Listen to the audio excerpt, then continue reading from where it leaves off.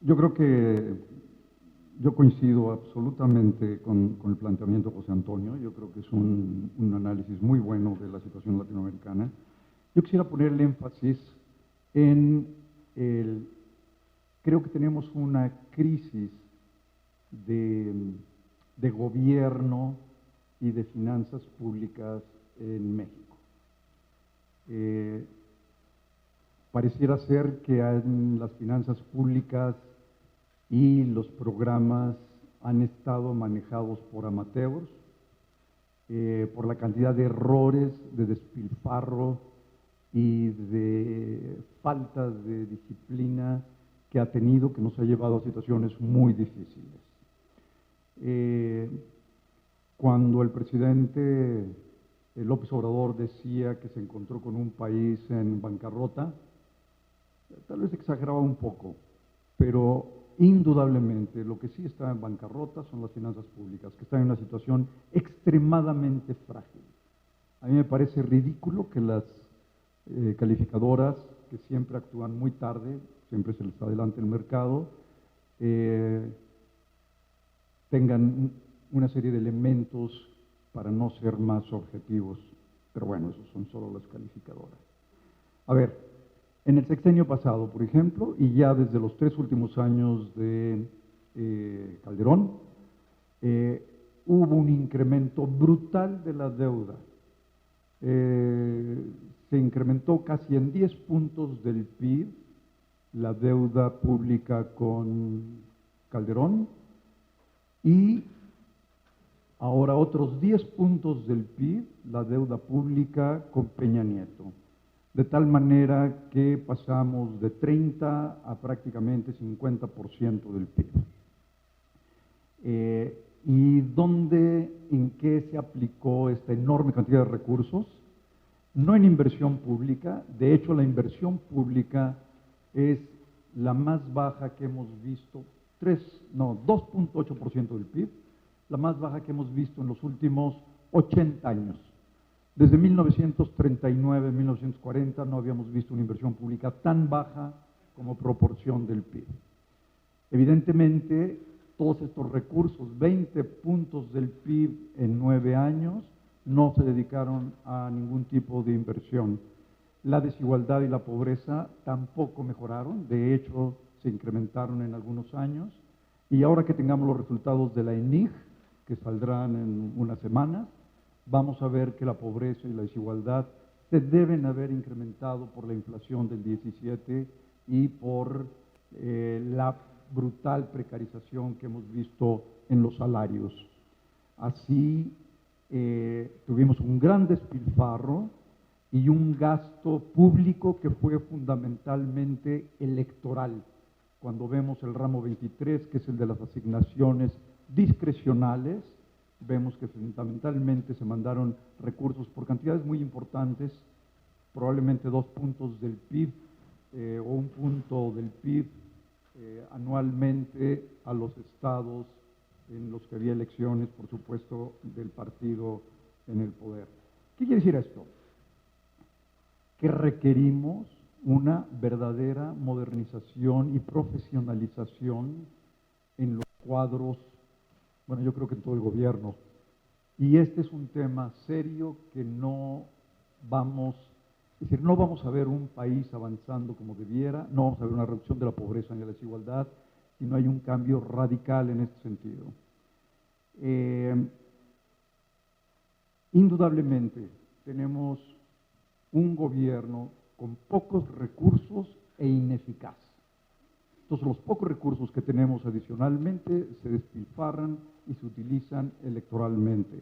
Por supuesto que hubo una gran corrupción y un gran despilfarro. Y en ese sentido yo quisiera entrar a las cosas que me parece que, siguiendo algunos de los puntos de José Antonio y algunas otras cosas que hemos estado planteando desde hace tiempo, en algunos de los elementos, medidas que tendríamos que llevar a cabo, no solo en México, sino me parece que también en varios países de América Latina. Número 1, requerimos una reforma fiscal seria, que incremente en esta administración la recaudación en no menos de 4 idealmente 5 puntos adicionales del PIB. México, como ustedes saben, es uno de los países que recauda menos como proporción del PIB, andamos alrededor de 13, y es imposible que podamos hacer frente a los requerimientos sociales y de inversión con esos montos. Así que, número uno, una reforma fiscal importante. Había que verla cuidadosamente, tiene que ser una reforma fiscal dirigida a crecer, progresiva e indudablemente dirigida, como bien decía José Antonio, a mejorar la desigualdad, es decir, una reforma fiscal. Lo que sucede antes y después de gasto y de recaudación, en el caso de México, es que baja apenas un punto, cuando en los países de la OECD, como lo demostraba, baja 20 puntos del Gini. Esta es parte de la estrategia que debería tener una reforma fiscal. La parte de austeridad que estamos viendo hoy, creo que es muy peligrosa en muchos campos. Puede tener eventualmente una justificación temporal si lo que se trata es reducir el despilfarro y la corrupción, pero todo lo contrario, el Estado requiere más recursos y ser más eficaz. ¿Para qué? Yo creo que es fundamental, número uno, y no en ese orden necesariamente, infraestructura correcta, y me temo que no estamos viendo los mejores proyectos. Hay una gran necesidad de infraestructura en todo el país.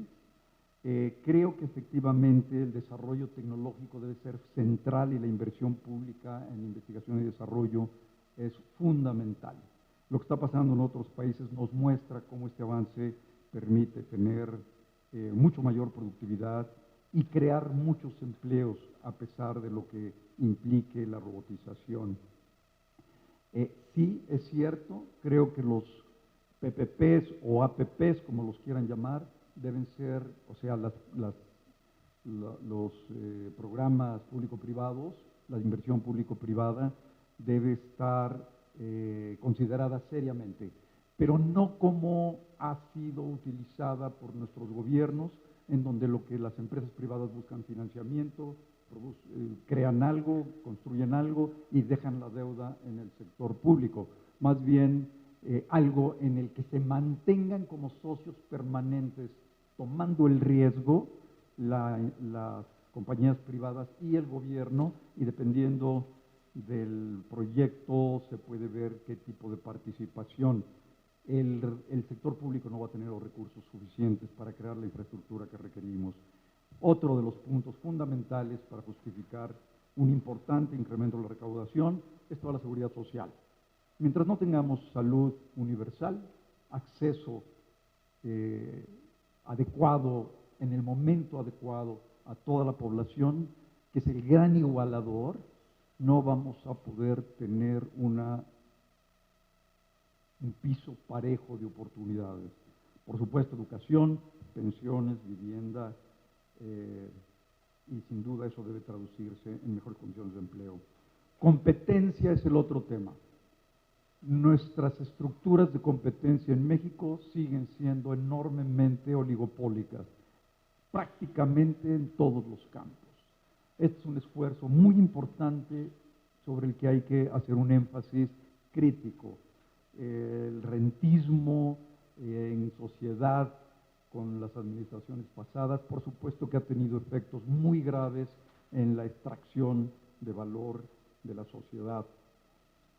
Yo no abandonaría el concepto del ingreso básico, yo lo he defendido, creo que puede ser recaudatorio y también un gran igualador. El IVA sigue siendo un elemento de desigualdad. El Gini que conocemos, sabemos, el Gini que se anuncia de 48, 49, sabemos que no es el real. El trabajo hecho por INEGI nos ha mostrado que es probablemente 15 o más puntos arriba cuando se elimina lo truncado de la encuesta de 30,000 pesos y más, ¿no? Entonces nuestro Gini no anda en 48, sino probablemente en 70 o más. Y si le agregamos el efecto del IVA, tenemos otros 4 o 5 puntos. Una forma de ingreso básico podría recaudar lo que no se recauda y compensar a los grupos de menores ingresos.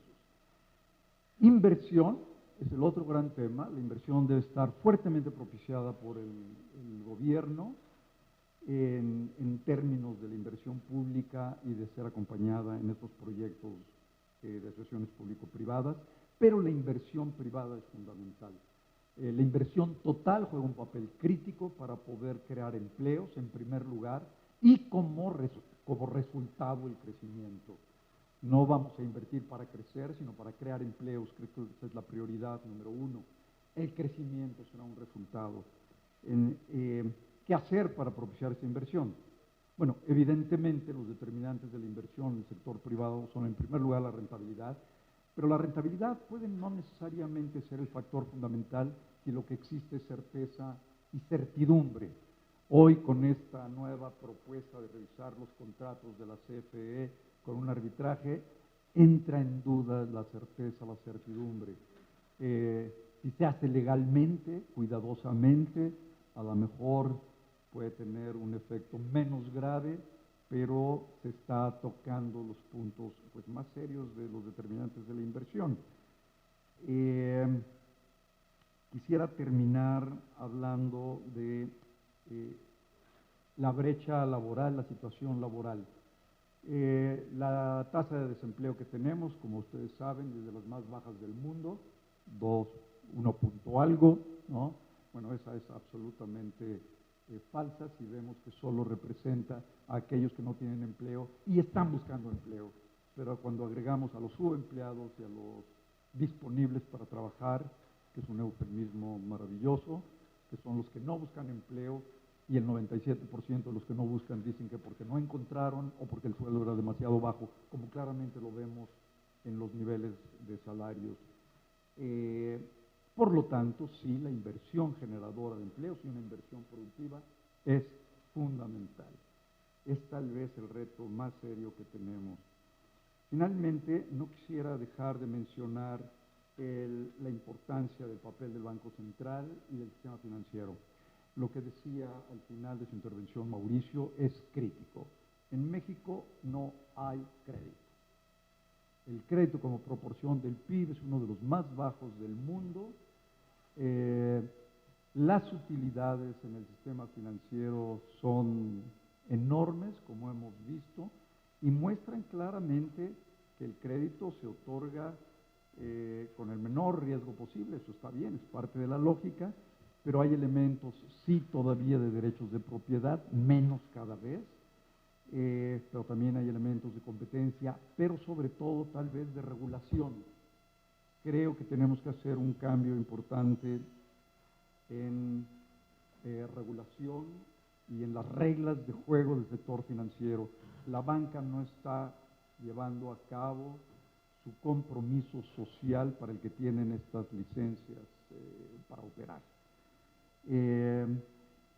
Finalmente, estoy absolutamente de acuerdo con lo que comentaba José Antonio sobre los múltiples objetivos del Banco Central. Pareciera ser que los bancos centrales, no solamente en México, sino en otros lugares, ahora son los superbancos centrales, ¿no? Tienen que encargarse de la estabilidad económica, tienen que encargarse de la inflación, del crecimiento, de la profundización financiera, y en el caso de México tienen un instrumento, ¿no? La tasa de interés, y medio manejan el tipo de cambio. La verdadera responsabilidad para la estabilidad macro y el crecimiento no está ahí. Está realmente en la política económica desde la Secretaría de Hacienda. Por supuesto, el presidente tiene que entender esto, quien sea y cuando sea, de cualquier partido y en cualquier sexenio, y por supuesto una responsabilidad del sector privado. Aquí tenemos que llevar a cabo serios ajustes en competencia y en los otros sectores que permitan este desarrollo y una mejor distribución del ingreso. Pues creo que con esto termino y les aconsejo que vayan a tomar una foto del balcón. Gracias.